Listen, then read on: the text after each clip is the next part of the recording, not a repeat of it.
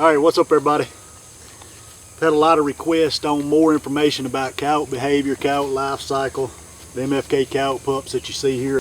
But anyway, I'm going to get right on into what we're going to talk about this morning.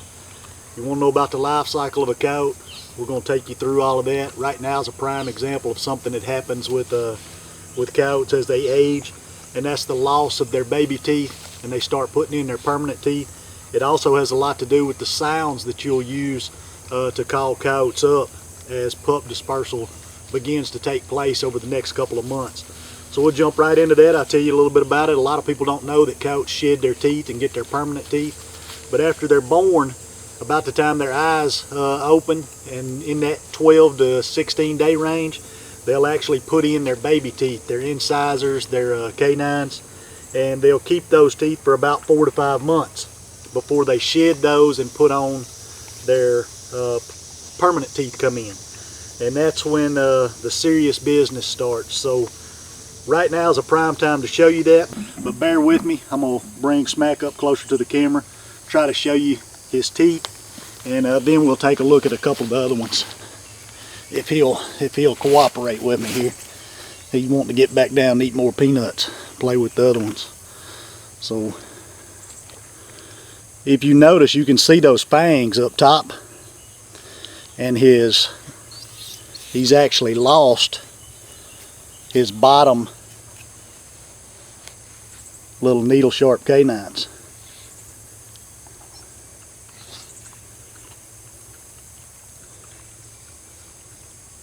You can see right there, see those sharp fangs up top, and the bottom ones are missing. So he has shed his bottom 2 baby teeth, baby canines. They will be replaced by his big permanent canines. Now I'll show you. I've got Rue right here. This is the female pup, big female pup. She, as of yesterday, we'll check her today. As of yesterday, she still had her baby teeth. And she does. They should be about 1/4 inch longer than what they are right now, just because they broke the tips off of those baby teeth. Any of you that ever seen little pups have seen the razor sharp baby teeth. This is Boone. He's actually the dominant pup. Big male. He outweighs the other ones by a good bit. As of yesterday, he still had, and he still does, he's a little more cooperative. You can see the top and bottom canines, those baby teeth, and his are broke off a little bit too, not quite as bad as hers were. There's the other side. But those incisors and canines that they've got right now are baby teeth. Like I said, if you want to age coyotes or get an idea of how old coyotes are, their teeth is a good way to do it. They'll have those sharp baby teeth for about 4 to 5 months, and then they'll shed them. These coyotes are in that age class right now. They're between 4 and 5 months old. Smack lost his baby teeth. Those 2 bottom canines, I noticed they were missing 2 or 3 days ago. He's already starting to put the other ones in. But that's just a little information for you on the coyote life cycle, some of the things that they go through that maybe you didn't know and that you might find interesting. And now you can see those top and bottom canines. Those little needle sharp teeth have been replaced by their big permanent teeth. And it is time. One other thing,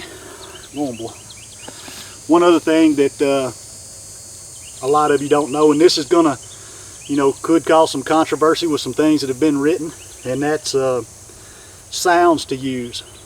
For years, people have said howling scares pups, howling scares subordinate, submissive coyotes. That is complete BS. I mean, complete BS. I don't think the people were lying at the time they wrote the articles. I think they just didn't have enough interaction with coyotes to know any better. But when coyote pups are little, coyote vocals is really all they know. Now that they've put these permanent teeth in, that's when your distress sounds are really going to start to play a bigger factor. They don't know what prey distress sounds are when they're shy of 4 months. If you call coyote pups in on prey distress sounds, you're calling those coyotes in on curiosity. Most of the time it actually scares them. Prior to popular belief, which was that howls scared them and distress sounds would bring them running. When you call up coyote pups on prey distress, at that birth to, or from the time they're out of the den running around up to 4 or 5 months old, more than likely they're coming in on curiosity. If they are coming into a prey distress sound with intentions of killing and eating, it's because that's already been taught to them. They've already been exposed to it by the parents. That's something they learn. Now that those permanent teeth are coming in, that's when your prey distress sounds are going to start becoming more effective, because when they get those permanent teeth, they're up big enough, they're starting to hunt, they're starting to go out and venture out with the adult coyotes, and they're starting to learn to hunt some on their own. They're beginning to be the vicious, violent animal that they turn into. And by the time pup dispersal takes place, which will be early fall, in a couple more months, these pups will start, especially the male pups, will start dispersing, being kicked out of the group. They'll go out on their own. When that happens, that's when your prey distress sounds become more effective. You'll want to use those more. Until that time frame, coyote vocals. And when I say coyote vocals, I'm talking your lone howls, your group howls, and your pup distress sounds, your pup fight sounds. Those are your killer sounds this time of the year on all age classes of coyotes, from the time they are up out of the den walking around all the way up to your older adult coyotes. So that's what you want to use. Keep that in mind. Swap over to your prey distress sounds during the fall and winter, or add them. Don't swap over to them. Add them into your calling sequence and use all of that stuff. That's typically how I run my stuff. I'm primarily coyote vocals, pup distress stuff. They're actually chewing on the tripod legs. You can see the camera shaking or any of that. Smack and boom, both are working on them tripod legs. Anything new to the area, they check it out and usually chew it up. That's how they broke those tips off of those baby teeth, is chewing on bones and sticks and whatever they come across. But anyway, back to what I was saying. Keep in mind, this time of the year, coyote vocals is what you want to use. That's your go-to sounds. I'm not saying don't use prey distress. I'm saying it's not as effective yet, and I'm saying that all the BS that's been written and talked about younger coyotes and submissive coyotes and subordinate coyotes being scared of coyote vocals is bullcrap. Your prey distress sounds are going to become more effective once pup dispersal takes place and once these coyotes are fending for themselves. When they're smaller, the reason they don't know what prey distress sounds are, and the reason don't come running into it, is because the adult coyotes are bringing that back. Early on, they're bringing it back, regurgitating it. The pups never hear those sounds, and then later on, they're bringing back scraps of meat or a whole animal. They're just sitting there chewing on it. They're not actually a part of the kill. They're not hearing any of that stuff. So right now is getting to that time frame when that takes place. So keep that in mind. Go to the MFK Sound Library to get any of the sounds that we've got off of these pups, and check it out. I think you'll be more effective, and hope you enjoy learning about some of these coyotes.